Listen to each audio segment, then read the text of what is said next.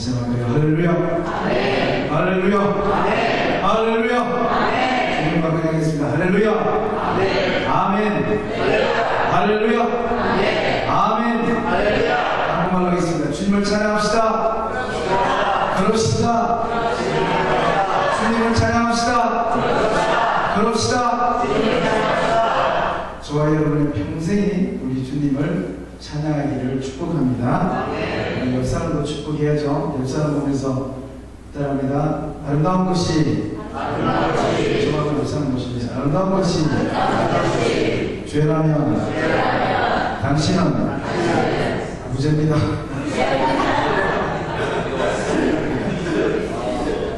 다시 한번 합니다. 아름다운 것이 죄라면 당신은 사역감입니다.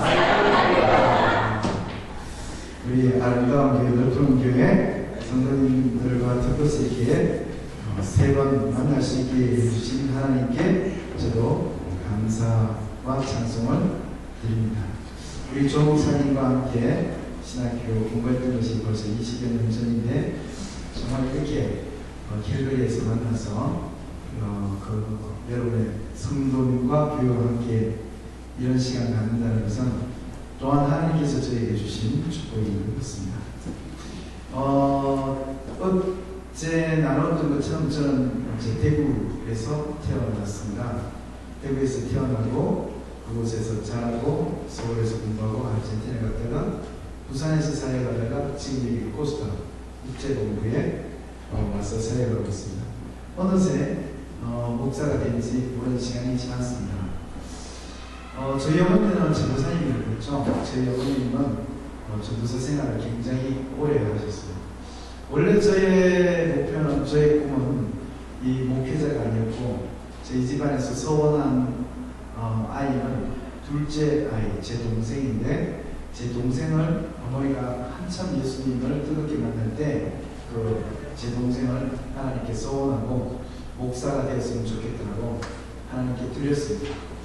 제 동생은 그 소원받은 것을 굉장히 어려워하고 힘들어하다가 결국은 나중에 목사가 되었고 지금 대구에서 개척을 하면서 몇 년 동안 아주 어렵게 고생을 하고 지금 다시 두 번째 개척을 해서 감사하게 지금은 좋은 성도들과 더불어서 이제 교회가 성장하고 있는 것을 보고 왔습니다.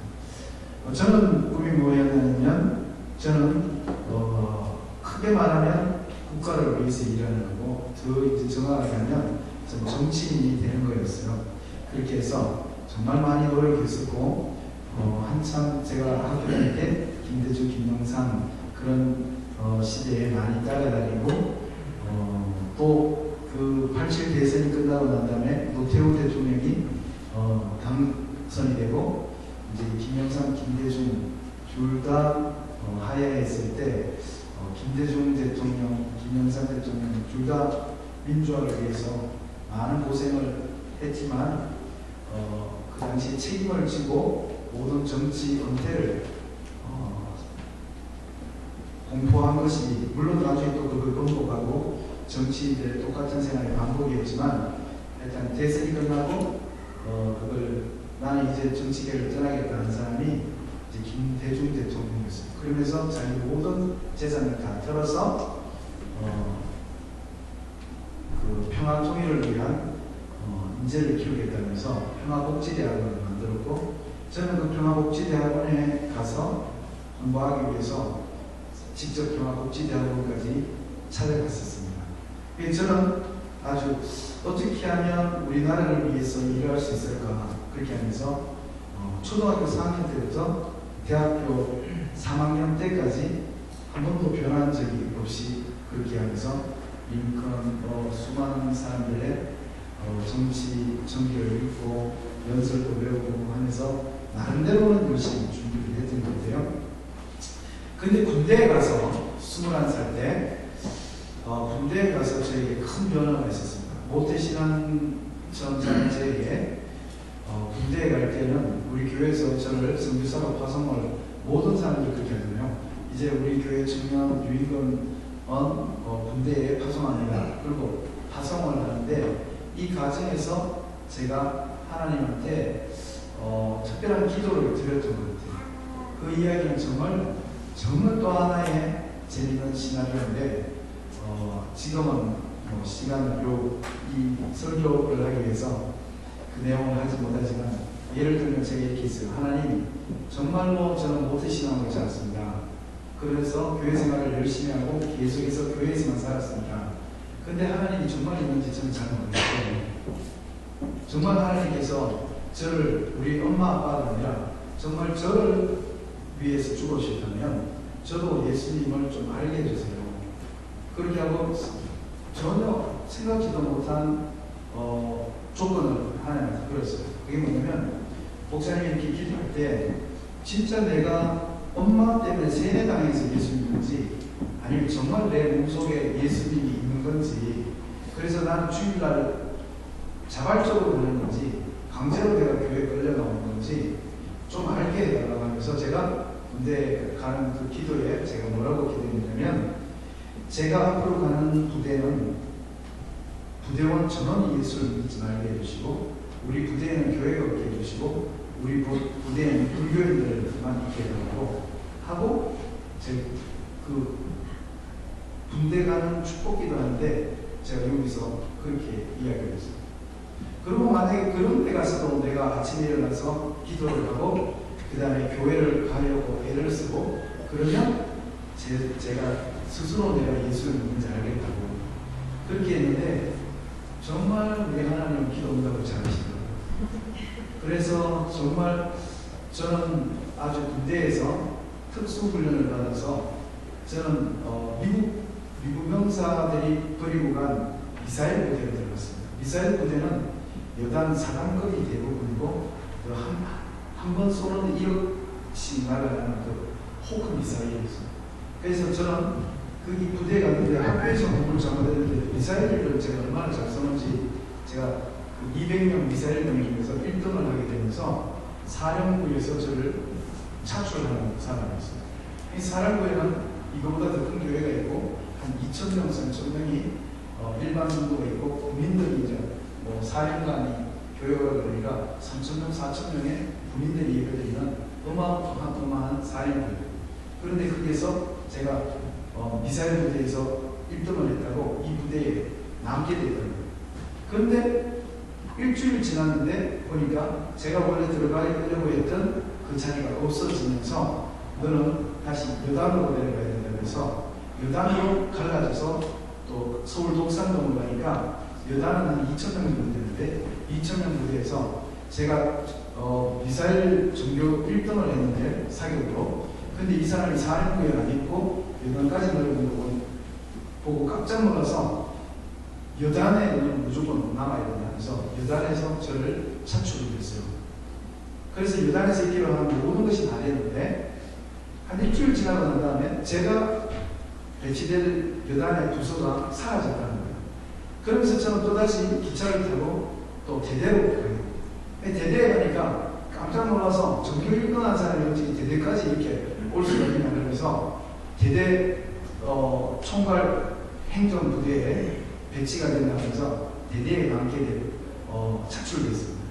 한 일주일 지나니까 그 자리에 딴 사람이 먼저 뺏어서 들어왔다고 하면서 결국 저는 포대 우리 육군으로 말하면 한 중대 정도 되는 곳으로 제가 가게 되는데 도착해서 산꼭대기 어디 38선이 보이는 최전방 부대의 산꼭대기에 가서 딱 도착해서 딱 보고 다음 일요일이 되어서 딱 눈을 떠서 부대원들을 보니까 150명 부대인데 부대원 중에서 아무도 교회 다니는 사람이 없고 부대에는 예배당이 없고 그 다음에 부대 바로 밑에는 절이 있는 그런 부대에 지어졌습니다.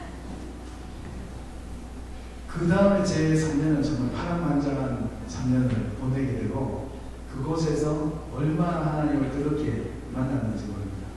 정말로 하나님을 뜨겁게 만나고 감사하게 그 부대에 80명가량이 예수님을 믿게 되고 그 부대에 나중에 제가 제대하기 3개월이 되고 예배당이 건축되게 되고 하는 그런 가정을 겪으면서 저는 하나님께서 나를 위해서 죽었다는 것을 믿게 됩니다. 그러고 나와서 그 다음부터 제 신앙생활에 방향이 많이 달라졌어요. 그러다가 어느 날 한참 그 사법고시 준비하고 막 이러고 있는데 저한테 소명 의식이 생깁니다. 그래서 제가 신학교를 가려고 그러니까 제일 반대했던 사람은 전도사님 제 어머니가 반대를 했어요. 절대 안 된다. 너는 장로가 되어서 네 동생 목사를 도와야 된다. 그래서 우리 집안에서 둘 다 목사가 되면 되고 한 명이 목사가 되고 한 명은 그 동생을 돕는 장로가 돼서 서포트해야 된다. 그리고 너는 어릴 때부터 가지고 있던 꿈이 있으니까 그 꿈을 향해서 계속해서 가라. 얼마나 반대를 했는지 모릅니다. 근데 1년 정도 돼서 대학교 4학년을 졸업할 때 결국 어머니도 허락을 하게 되고 제가 신학교를 떠나게 됩니다. 그때 어머니가 대구역까지 마중을 나오셨고 같이 우동을 먹고 난 다음에 어머니가 어머니 저 이제 갑니다. 기차 시간 다 됐네요. 할 때 그때 어머니가 저의 손을 잡고 하신 말씀이세요. 인간아, 너 정말 어려운 길을 가는구나. 어머니 감사합니다. 제가 등기의 목사가 될 수 있다는 게 너무 감사합니다. 내가 그렇게 했는데 인간아, 내가 왜 너를 이렇게 반대했는지 아느냐. 그 길은 정말 험한 길이다. 내 어머니 압니다. 목사 다 외롭고 힘들고 좁은 길이라고 알고 있습니다. 인간아, 내가 오늘 이렇게 대구역까지 온 것은 그냥 네하고 우동 먹으러 온 게 아니다. 네한테 할 말이 있다. 어머니 뭡니까? 지금부터 내가 하는 말은 네가 꼭 명심을 해라. 그리고 네 마음을 깊이 세우고 새기고 네가 평생 목회하면서 잊지 않으면 좋겠다. 이렇게 심각하게 말씀하시니까 20여 년 전도사 생활하시는 어머니가 이렇게 이야기하니까 뭔가 중요한 이 목사에 대해서 이 교회에 대해서 말씀하시고 싶어서 어머니 뭔데요? 제가 한번 깊이 간직하겠습니다. 뭔지 말씀하세요. 인간아, 네 이제 서울 가면 목사 안 되나? 제가 이제 목사 되려고 서울 갑니다. 네 내 말을 꼭 명심해라. 알겠습니다. 명심하겠습니다. 뭡니까? 네 내가 하는 말을 절대로 잊어버리지 말고 명심해야 되니. 알겠습니다. 뭡니까? 네가 목사가 되면 이 말을 절대로 잊지 마라. 알겠습니다. 근데 뭘 걱정을 들으십니까? 야봐라. 너 이거 허투루 들으면 안 된대. 명심하라고 하니까. 제가 명심하니까 말을 하세요. 그래, 네가 목사가 되면 이 말을 꼭 명심해. 알겠습니다. 뭘 하는 것입니다. 이거 네가 간직해야 된다. 어머니 저 그만 떠들이고 말씀하세요. 이게 너무너무 무거운 말이다. 알겠으니까 말씀을 하니까 내 아들 인근이는 이제 서울 가면 목사가 되는 게 신학교를 졸업하고 나는 네가 이런 목사가 되면 좋겠다. 어떤 목사예요? 첫째, 내 아들 인근이는 네가 신학교 졸업하고 전도사가 되고 목사가 되도 요 한 가지는 절대로 포기하지 마라. 뭡니까? 너는 천국 가는 목사가 되게. 그래서 제가 엄마 지금 그 이야기 하려고 했어요. 야간이 허투루 듣는다. 아니 지금 제가 지금 신학교 갑니다. 제가 지금 목사 되고 알지. 내가 왜 모르는 나 천국 가는 거 당연하지. 이마 천국 가는 게 쉬운 거야.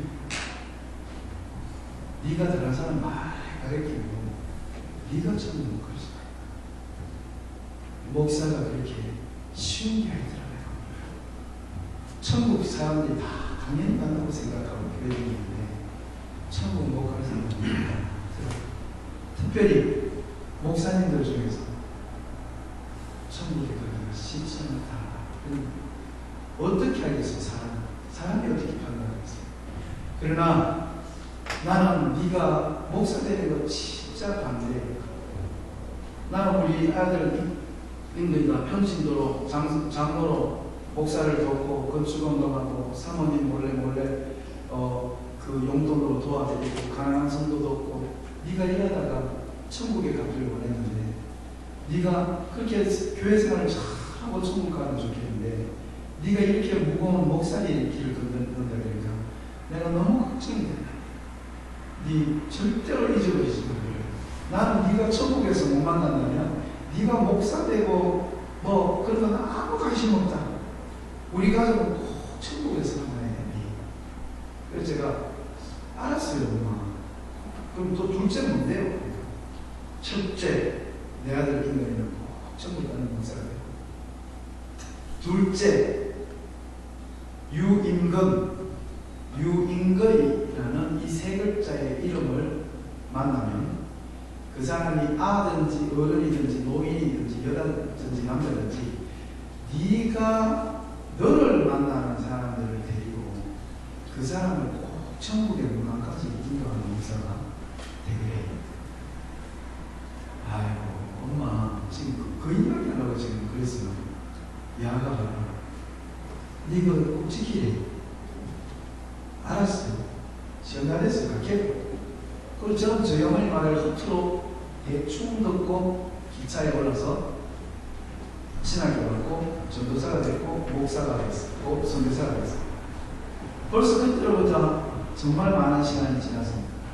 어제 저녁에 이야기했던 것처럼 저는 1년에 코스타 강사만 300명씩 모시고 다닙니다. 이찬수, 유기성 목사님, 김동호, 홍성열, 이동호 목사님, 송성민, 최인영 그런 분들을 모시고 다닙니다.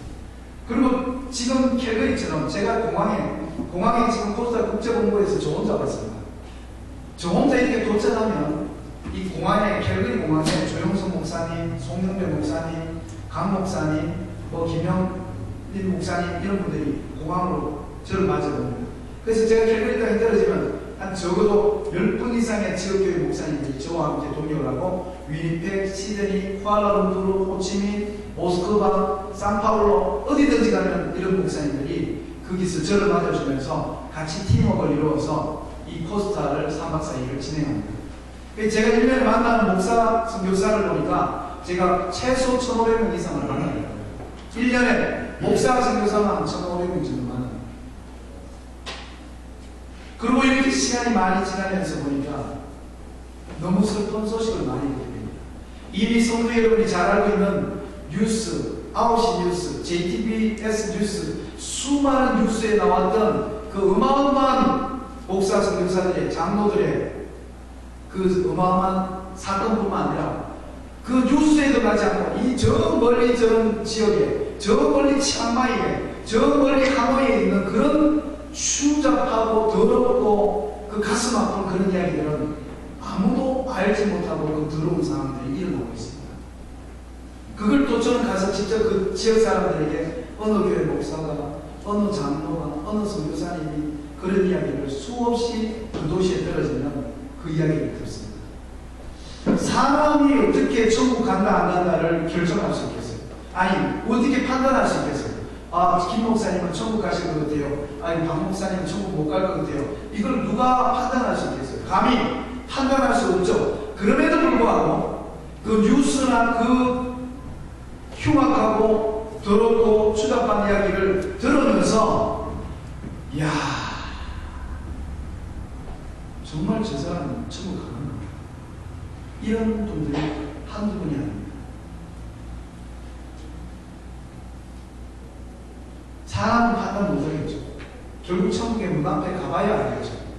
그렇지만 청년들을 실족시키고 성도를 실족시키고 교회를 엉망진창으로 만들고 교회를 파토나게 만들고 이민사회를 박살을 만드는 그런 일의 그 앞장선 그 지도자들, 목사들, 선교사들, 전도사들, 장로님들 그런 분들을 보면서 야 정말 저 사람은 천국 가겠나 이런 게 얼마나 많은지 모릅니다. 성도 여러분, 천국 가는 게 쉬운 일이 아닙니다. 제가 어릴 때 자랄 때 이런 이야기 많이 했습니다. 저희 어머니 아버지도 기도 많이 했습니다. 우리 인거이는, 영희는, 교중이는, 우리 삼남매는 좋은 목사 만나게 해주시고 좋은 교회 만나고 좋은 선생 만나고 좋은 학교 만나고 좋은 배우자 만나서 하나님 인생이 행복하게 해주세요. 정말 좋은 사람. 성도의 복이 뭡니까? 성도의 복. 성도의 가장 큰 복은 좋은 목회자를 만나는 거예요. 좋은 목회자. 그 좋은 목회자를 만나는 것만큼 성도한테 그 교회 크냐 작은 야를 떠나서 좋은 목회자, 진실된 목회자, 성실한 목회자를 만나는 것만큼 인생에 있어서 큰 복은 없습니다. 근데 저는 이렇게 1년 내내 벌써 10년째 이렇게 이민사회를 돌아다니고 한국 1년에 반은 한국교회, 저는 매주 딴 교회 가잖아요. 저는 교회가 없잖아요.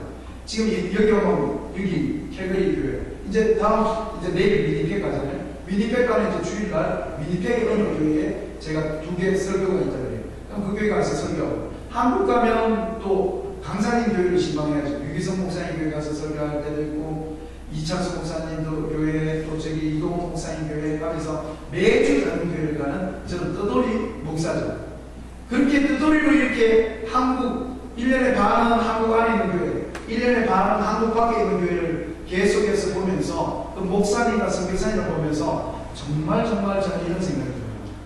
성도의 복은 좋은 목사를 만나는 것인데, 마찬가지로 목사의 복은 뭘까? 목사의 복은 정말 좋은 성도입니다. 정말 성도의 복도 좋은 목사를 만나는 거고, 목사의 인생에 있어서 가장 큰 복은 좋은 성도를 만나는 거예요. 사랑하는 우리 늙은 교회 성도 여러분, 저는 여러분의 교회가 목사님과 부목사님, 장로님, 권사님, 교회 리더십들과 온 성도가 함께 천국에서 만나는 성도가 되기를 축복합니다. 네. 그것만큼 큰 축복이 없어요. 그것만큼 큰 축복. 그런데 그게 결코 쉬운 일이 아니라는 거예요. 결코 쉬운 일이 아니라는 거예요. 목사들한테 있는 가장 큰 위험은 다른 사람을 다 천국에 보내고 마지막에 자기가 천국 안으로 안 들어갈 확률이 성도들보다 훨씬 더 높아요. 다 천국 이야기하고, 예수님 이야기해주고, 십자가 이야기하고, 보혈 이야기하고, 다 이야기해서 그 성도를 눈물을 흘리게 하고 예수님을 사랑하게 하고 다 했는데, 정작 자기는 예수님을 안 사랑하게 되는 일이 발생하기 쉽다는 거예요. 그 성도를 돌보는 과정에서 상처받고 실망하고 좌절하고 눈물 나고 하는 과정을 겪다가 정작 본인이 하는 말을 안 믿게 될 가능성이 있습니다.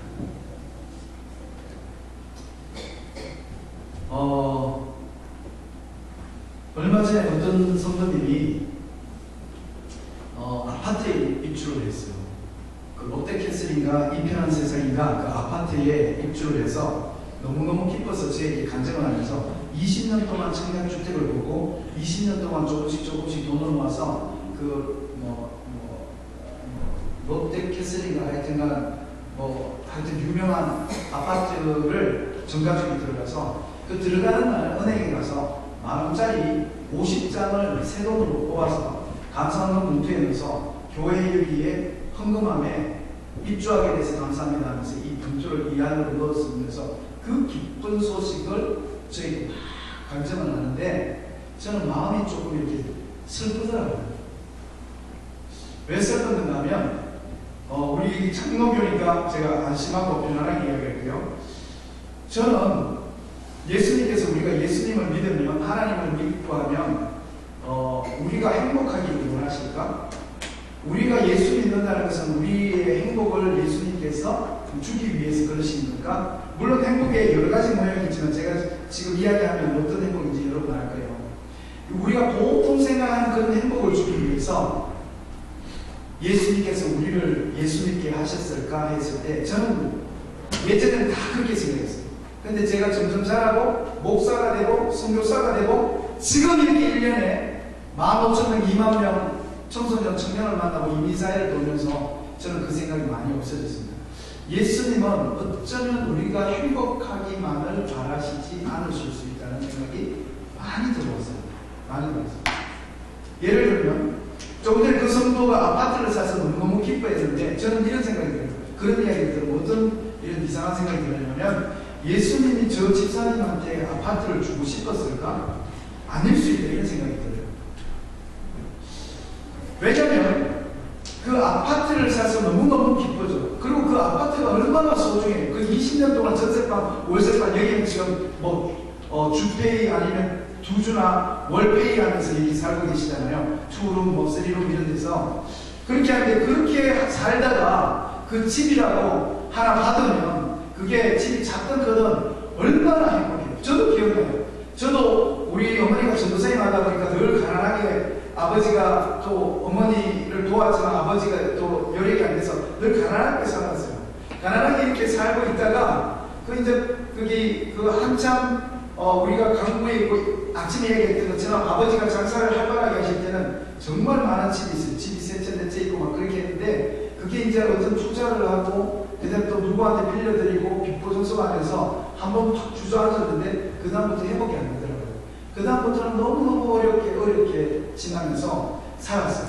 그러다가 어느 날 제가 고등학교 3학년 때인가 대학교 1학년 때인가 거기 대구에 있는 그 수성고 근처에 있는 그 지상동에서 아파트가 당첨이 돼서 가난한 사람들이 살 수 있는 아파트가 아주 저렴한 가격에 입주할 수 있도록 당첨이 돼서 우리가 늘 이렇게 반지하, 그 다음에 쪽방, 그 다음에 뒷문으로 들어가는 집, 그 다음에 또 부엌하고 방하고 이렇게 막 그 부분이 없는 집 이런 데서 막 5 식구가 살다가 그 아파트에 들어가니까 그 다음에 또 겨울이 되면 그 마당에서 펌프질을 하고 아니 물에서 연탄불에 물 올려서 따뜻하게 해서 그 뜨거운 물로 머리 감고 그 다음에 또 막 여름에는 더워서 막 그 마당에서 등목하고 샤워할 데도 없어서 마당에서 덕에 물 뿌리고 하고 이렇게 살다가 그때 아파트가 목련 아파트라는 아파트가 당첨이 돼서 저희들이 입주했을 때 지금도 놀랐어요. 저희 어머니가 얼마나 행복해 하시는지 어머니가 한 달 동안 잠을 못 주무셨어요. 자다가 일어나서 벽걸이로 기마저보고 또 그 샤시문을 열면서 이게 샤시다 이거야. 이건 이렇게 안 생각합니다. 요건 이렇게 딱 닦고 요거 딱 올리면 생기니. 그러면서 이게 샤시다. 이거 봐라. 이건 손만 대고 다. 저봐 문이 저까지 열리잖아. 요게 기름칠 되는 거보다 이게 드장 깐다니 슉 하면 쫙 하고 요렇게 하면 여기 닫히고 야들아 여봐라 이제는 우리 마당에서 문 안 꺼도 된다. 여기 봐라 여기 싱크대라고 주방이라고 하는데 여기에 있잖아 요 꼭지 이 너희들 이제 이렇게 안 해도 된대. 이제 요 꼭지 요거 올리면 물 나오는데 잘 봐야 샤 찬물 나오잖아. 요거 요리로 돌리면 뜨거운 물 나오네. 와 손대지마 튀긴다 그 뜨거운 물 나오네. 야들아 이제 밖에 나가서 똥 안 넣어도 된다. 이리 와봐라. 여기 문 열면 여기 화장실이라는 건데 저기 하얀 거 있잖아. 저 위에 앉아서 똥이 안 나오더만 그래도 자꾸 한번 나온다 하더라. 그래서 거기 앉아서 한번 먹어봐. 거기서 자 앉아서 그렇게 넣고 다 넣고 난 다음에 옆에 있는 거를 레바 보고 딱 누지르면 그냥 물이 샥 하면서 내려. 소노치가 빨리 가네. 또 엄청 빨리 가더라니. 그러면서 저희 어머니가 그 아파트 처음 들어갔을 때 그 행복해하던 모습을 저는 잊을 수가 없어요. 왜 안 기쁘겠어요? 그 성도가 그 레미안 롯데캐슬에 들어가서 왜 안 기쁘겠어요? 그런데 저는 이제 목사가 돼서 이런 생각이 드는 거예요. 정말 하나님께서 우리 일생에 어떤 사람은 집을 못 가진 사람도 있지만 한 번 정도는 집을 가질 기회를 주는 것은 그 집을 주고 싶은 게 아니라 그 집에 입주했을 때 그 한 달 동안 잠을 못 자고 방바닥 만지고 샤시문 열어보고 창문을 열어보고 에어컨 틀었다 꼈다 해보고 주방에 물을 틀었다 내렸다 해보면서 그러면서 우리에게 진짜 예수님께서 말하시는 것은 우리가 이 땅에 있는 이 35평 40평짜리 레미안 아파트 롯데캐슬 아파트도 이렇게 행복한데 저 천국에 있는 아파트 예수님이 떠나가시면서 얘기했죠. 내가 아파트 지으러 간다. 얘들아 내가 아파트를 지으러 가니까 너희들 기다리라고 갔단 말이에요. 그러니까 지금 천국에 예수님께서 지은 아파트는 이 땅에 있는 35평 40평짜리도 이렇게 내가 애지중지 고맙고 감사하고 환호하고 행복하고 한데 예수님이 지은 아파트에는 얼마나 행복할까. 할렐루야. 그런데 너무 슬픈 사실은 레미안 아파트 이 편한 세상 롯데캐슬을 들어가기 위해서 20년 동안 청약을 받고 20년 동안 매달 50만 원씩 적금을 붓고 그 다음에 새벽기도 올 때마다 우리 애들 방 하나씩 줄 수 있게 해주세요. 우리 영희, 철수, 임근이, 교중이 각자 자기 방에서 노트북 가지고 공부할 수 있도록 하나님 우리 애들 방 주세요. 방 주세요. 그 기도는 우리가 15년, 10년 할 수 있는데 천국에 예수님께서 만드신 그 아파트에 들어가기 위해서 과연 우리 성도는 그만큼 기도를 할까? 그 아파트에 입주하고 싶어서 예수님 그 꼭 내가 내 한 놈이 있어야 되는데, 예수님 그 아파트 제 이름 몇 호실인지 꼭 적어두이소. 예수님 저 꼭 그거 가야 됩니다. 그러면서 그 아파트를 여기 있는 이 땅에 현대건설이 동부건설이 만든 그 아파트만큼 간절히 사모하는 성도가 있을까 했을 때 이제 점점 자신이 없어지고, 저는 청년사에 가다 보니까 청년들을 주례를 많이 했습니다. 주례를 하면 한 3주나 4주 정도 여청년하고 남청년에게 숙제를 주고 책을 읽어오라 그러고, 그렇게 하면서 그 다음에 예식할 때 내가 이렇게 있으면 너희들이 이렇게 오고, 그 다음에 내가 마이크를 주면 서로가 무릎을 꿇고 하면서 이렇게 예식도 가르치고, 둘이 사랑도 제약하고, 결혼해서 앞으로 싸울 때를 대비해서 싸우고 화해하는 법 이런 것도 가르치고 합니다. 근데 그 중에 하나가 이제 결혼 예식 때 혹시 너희들이 돈이 되면 예물을 교환하면 좋다, 반지를 교환하면 좋은데 그 반지는 엄마나 아빠가 사게 하지 말고 너희 둘이서 직접 다니면서 살아라. 그렇게 해서 그 반지를 사면서 서로에 대한 그 신뢰를 쌓아라. 그러면서 하면 애들이 막 열심히 반지를 찾아다니다가 나중에 한 2주, 3주 되면 이거예요. 목사님 오늘 특별한 거 있어요. 그래서 성경 공부하기 전에 특별한 걸 보여드리려고 그래요. 뭔데 그래? 짠! 그러면 벌써 제가 감이 오죠.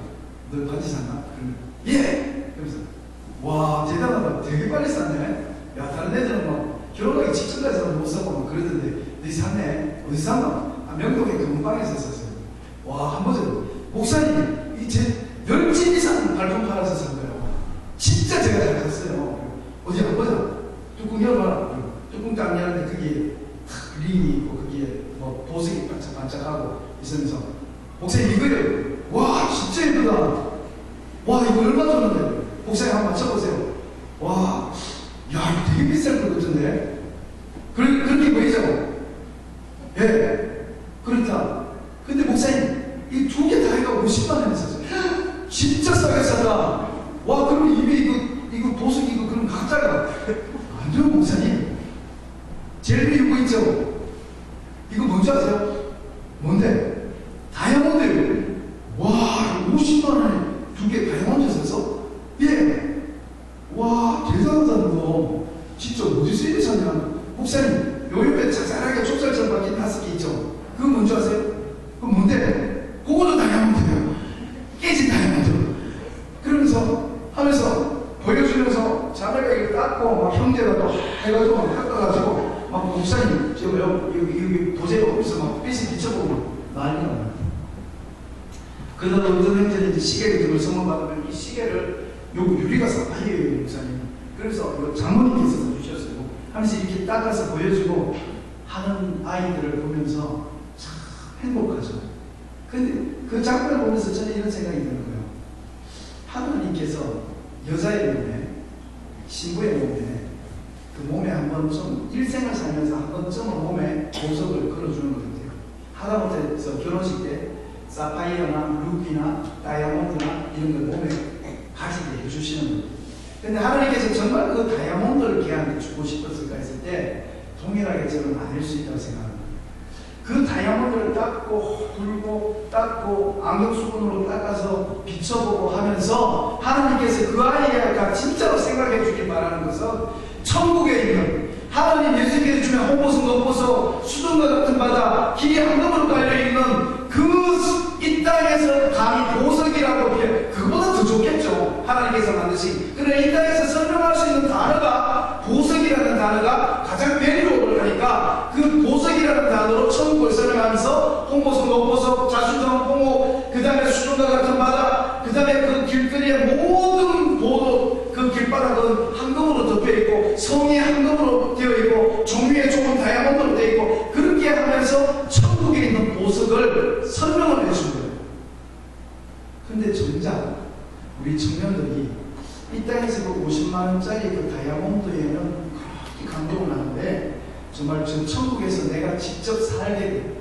내가 누울 그 황금의 침대와 내가 눈을 뜨고 위에 보면 전등이 사파이어로 전등이 돌아가고 하는 그 다이아몬드의 창문이 달려있는 감히 인간의 말로는 그거 외에는 설명할 수 없는 그 아름다운 곳을 결혼식 하는 이만큼 사모하고 기다리고 고맙고 감사할까 생각했을 때 청년들이 그렇지 않더란 말이에요. 청년들이 저 땅에, 저 천국 쪽에 이 땅에는 관심이 너무 많은데 저 땅에 대해서는 관심이 여기에 비해서는 100분의 1, 1000분의 1, 만분의 1도 안 된다는 걸 제가 지금 목사로 지금까지 오면서 경험하고, 저는 저희 어머니가 했던 그 두 가지 부탁. 인간아, 너 천국 가야 된다.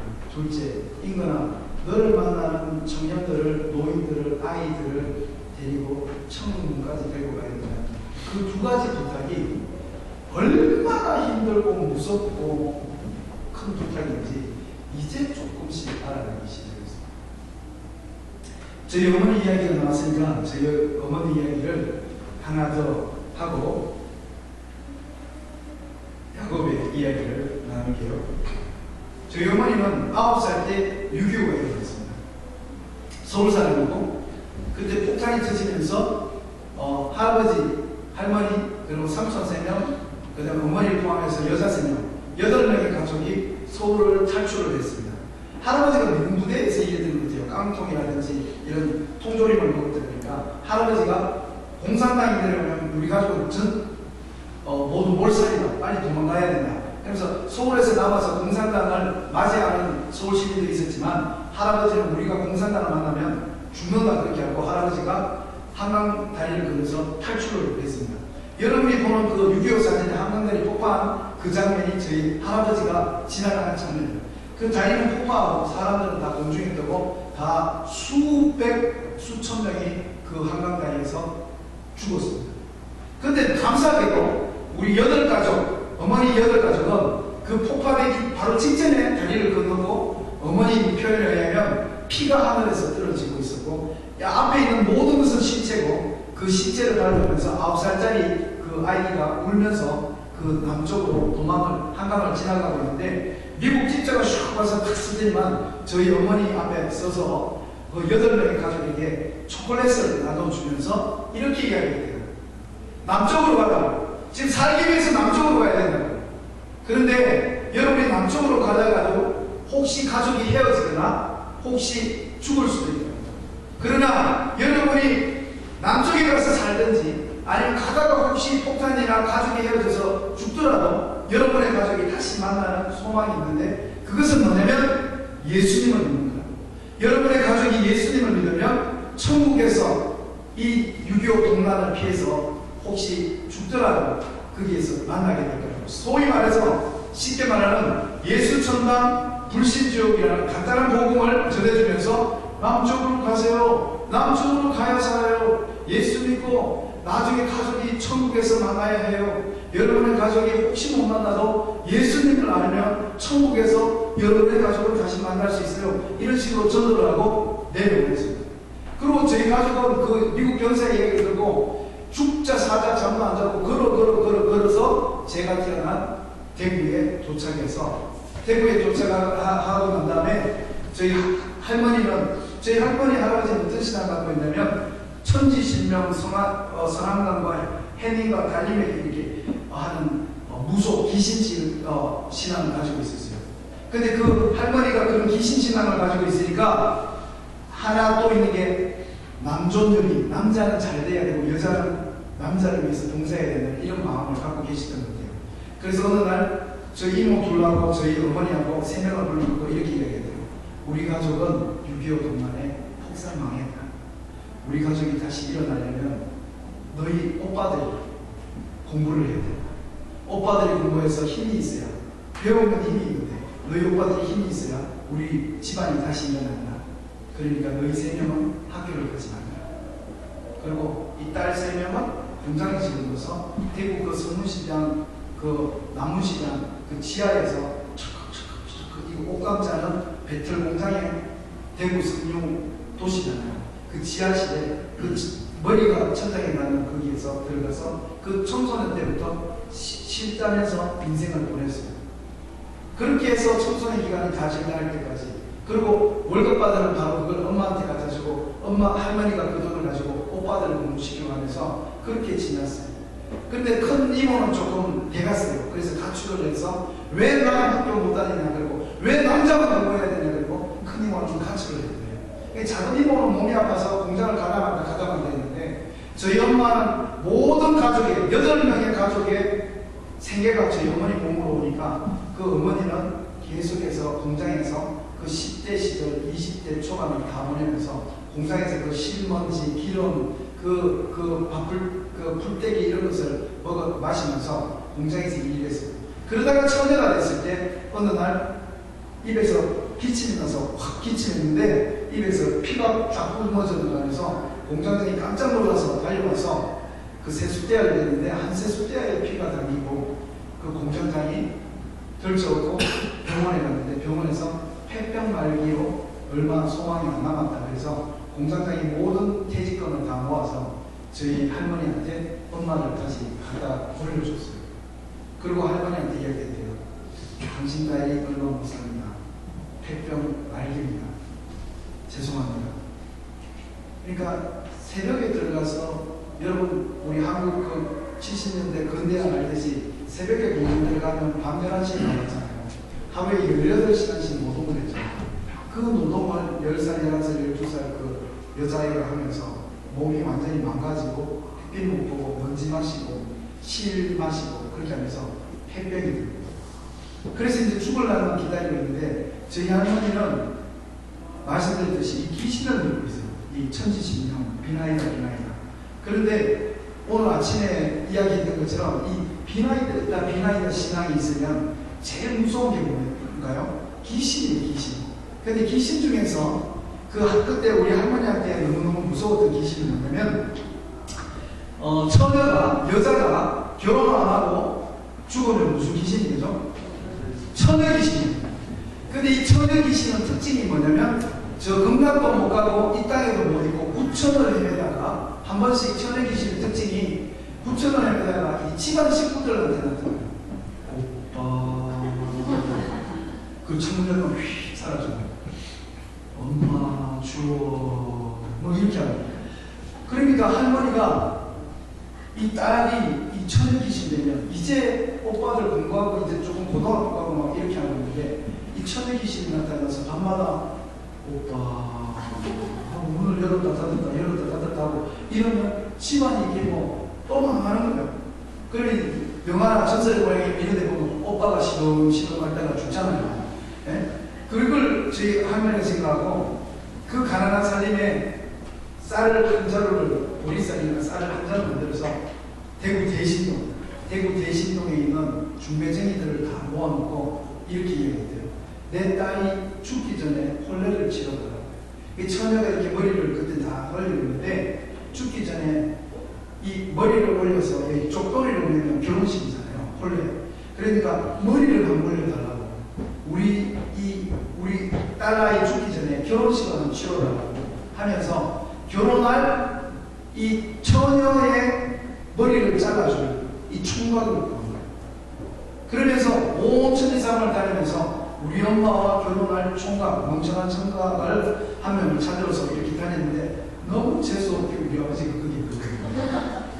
그리고 우리 아버지가 거기에 걸려가지고 다방에 나가서 저희 어머니하고 선을 보는데 선 보러 가기 전에 저희 할머니하고 중매쟁이가 저희 어머니에게 이렇게 이야기해요.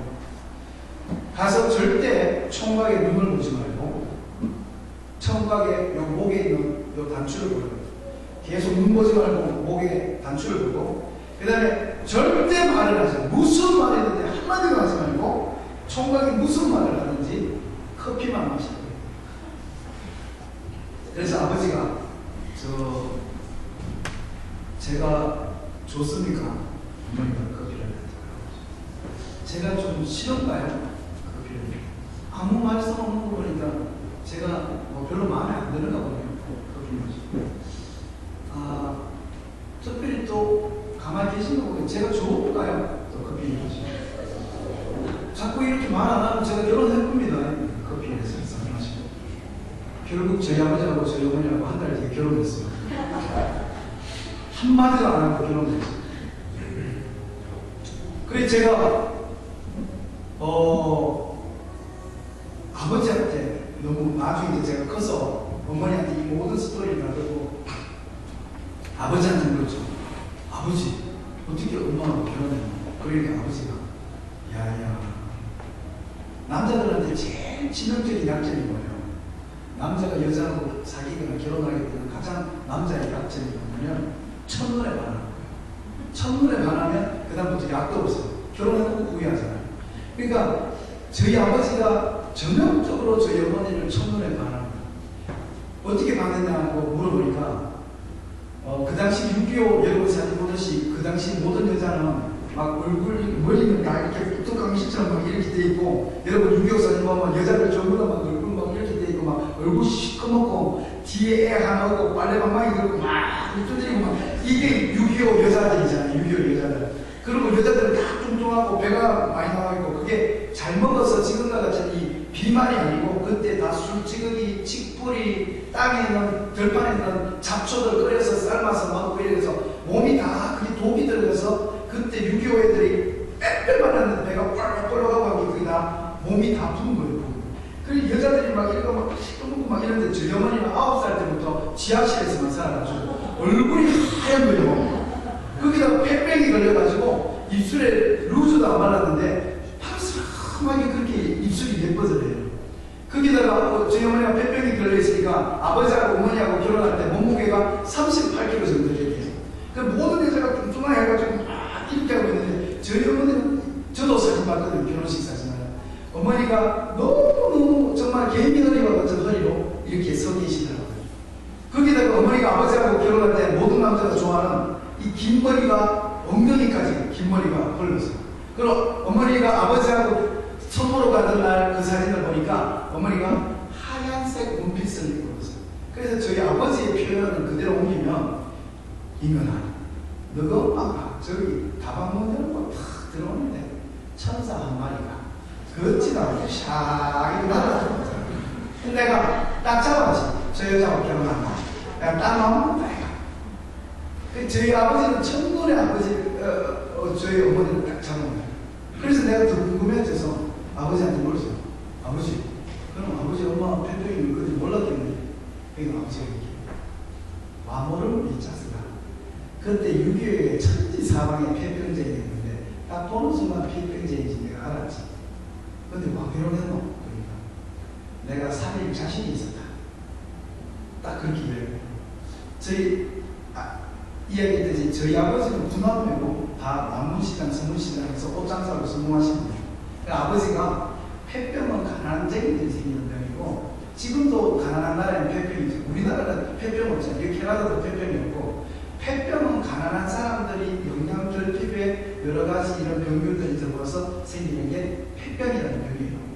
그러니까 내가 이 여자 살인다고 마음먹고 쪽돌이 올리고 결혼식을 하고, 저희 어머니를, 그 다음 아버지는 좀 한량이었어요. 9 형제 중에서 막내고 집안 전체가 옷장사로 성공하고 하니까 아버지는 돈 쓰는 거 외에는 할 일이 없어서 늘 형님들한테 야단맞으면서도 이 장사나 이런 일은 안 하고 항상 놀러 다니고 음악하고 또 악기를 연주를 잘했어요. 그 악기로 이곳저곳 딴 따라 다니고 하면서 아버지는 돈 안 벌고 쓰고 노는 데에 아주 발달이 되는 거예요. 근데 저희 어머니하고 딱 결혼하고 난 다음에 아버지가 시장을 가기 시작하고 형들 옷을 받아서 장터에서 리어가에서 빨리 팔기 시작하고 하면서 아버지가 열심히 노동을 하신 거예요. 그리고 장을 마칠 때마다 들어올 때마다 우리 어머니를 살리기 위해서 들어올 때마다 소고기를 싸와서 쌈고 찌르고 굽고 해서 어머니 먹이고, 그 다음날 가서 돼지고기 한 번 사와서 또 저녁에 구워서 어머니 먹이고, 그 다음날 닭고기 사와서 먹이고, 어머니가 소, 닭, 돼지, 소, 닭, 돼지 매일 어머니 입에다가 고기를 집어넣는 거예요. 그러니까 어머니가 그 가난하고 빼빼하고 영양실조로 살다가 매일 막 소, 닭, 돼지를 계속 먹으니까 정말로 아버지의 그 말이 맞았는지 어머니가 핏기가 통통 오르고 살이 찌면서 어머니가 살아나기 시작한 거예요. 그러면서 제 누나가 태어난 거예요. 그리고 2년 뒤에 제가 태어난 거예요. 정말로 아버지의 바람대로 저희 가족은 정말로 행복한 가정이 될 뻔했어요. 정말 행복한 가정이 될 뻔했는데, 저희 저희 누나가 4살 되고 제가 2살 됐을 때 어머니가 다시 한번 쓰러졌어요. 그래서 아버지가 들쳤고 대구 동산병원 선교사님들이 하는 병원에 가니까 저희 집이 대구 대신동, 중구 대신동인데 그 바로 옆에 동산병원에 가니까 정말로 끔찍한 병이 저희 어머니한테 실제로 있었던 거예요. 그 백혈병이 있어서 그 병원 의사가 오면서 이 사람은 끝이 멸종해도 벌써 이 사람은 속이 다 간 사람이야. 그러면서 그래서 아버지가 난 도니까 뭘 해서라도 살리겠다니까 이건 지금 대한민국에는 이걸 수술할 수 있는 사람이었고 지금도 백혈병이 무서운데 그때 그 1960년대 그때 백혈병이 어떻게 했어요?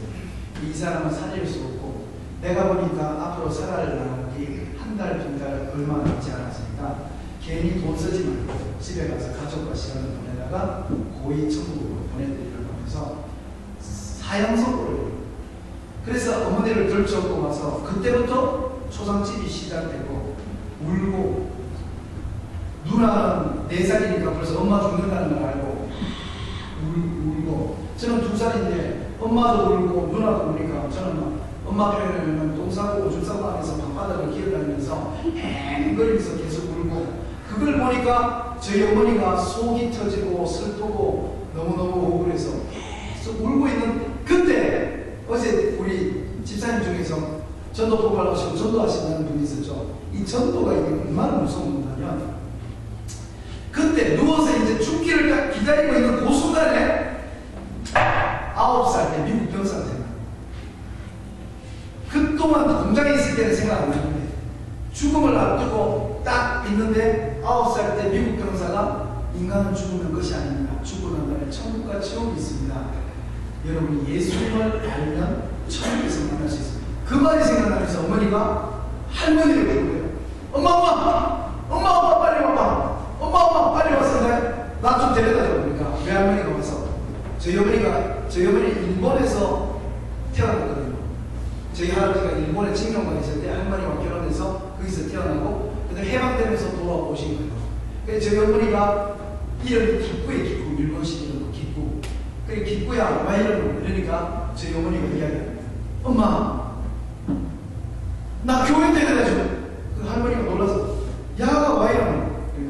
엄마 기억나? 우리 그 한강다리 건널 때 미국 그 아저씨가 얘기 있잖아. 사람은 죽으면 끝이 아니고 죽고 난 다음에 눈을 뜨면 천국과 지옥이 있는데 예수님을 알고 있는 사람은 예수님이 천국에 가면 손을 잡아서 들어오라고 한다고 했더니 그 기억나냐고 하니까 할머니가 야 나 그 기억 안 난다 그래. 나는 분명히 기억나.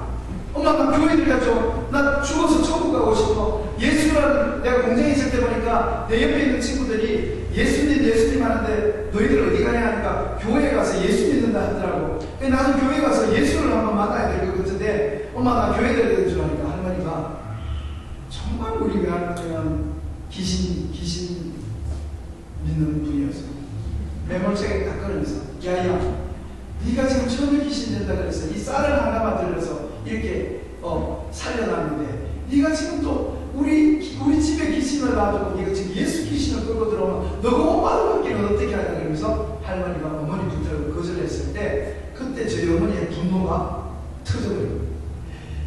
해도 넘어간다고 내가 9살 때부터 지금 공장 지하에 들어가서 엄마 말대로 돈 벌어오라고 해서 돈 벌어오고 내가 새벽에 들어가서 밤에 별보면서 나오면서 내가 학교도 못 다니고 내가 극장을 나가서 연애를 해봤어. 책을 읽었어. 내가 뭘 해봤냐고. 내가 공장 가서 돈 받아서 엄마 갖다 주고 엄마가 좀 용돈 주면 그걸로 구두 사고 신발 사는 거 외에 내가 내 인생에 기쁨이 어디 있었냐고. 거기다가 내가 사랑하지도 않는 남편 내가 죽을 때 되니까 너 니대로 죽으면 안 된다. 너 쪽돌이 올리고 죽어라. 그래서 내가 사랑하지도 않는 남편과 만나서 결혼을 하고 엄마 나는 너무 억울해. 나 같은 여자는 이 세상에서 가장 불행한 여자야. 엄마 나는 절대로 죽어서 지옥 갈 수 없어. 사람이 죽어서 눈을 떴는데 우주의 먼지로 둥둥둥둥둥 떠다니고 온통 별들만 있고 그러면 난 괜찮아. 근데 만약에 내가 죽었는데 그 미국 아저씨 말처럼 사람이 죽어서 눈을 딱 떴는데 천국이 있고 지옥이 있다면 엄마 나처럼 불쌍하고 나처럼 불행한 여자는 눈 떴을 때 죽었어라도 천국에 가야 돼. 엄마 내가 만약에 죽어서 지옥에 있는다면 나는 지옥에서도 억울해서 못 살 거야.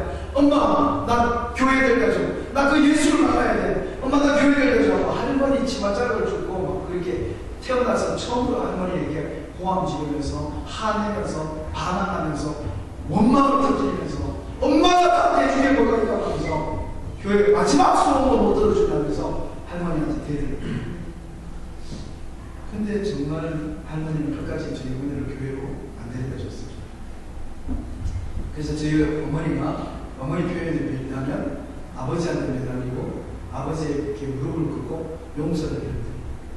여보, 나는 당신을 사랑하지 않습니다. 엄마가 결혼하기 위해서 결혼했어요. 엄마가 죽기 전에 결혼하기 위해서 거짓말하고 그 선고할 때 한마디도 내 폐병에 대해서 말하지 않고 당신을 속이고 결혼했어요. 나 같은 여자는 천벌을 받아도 마땅해요.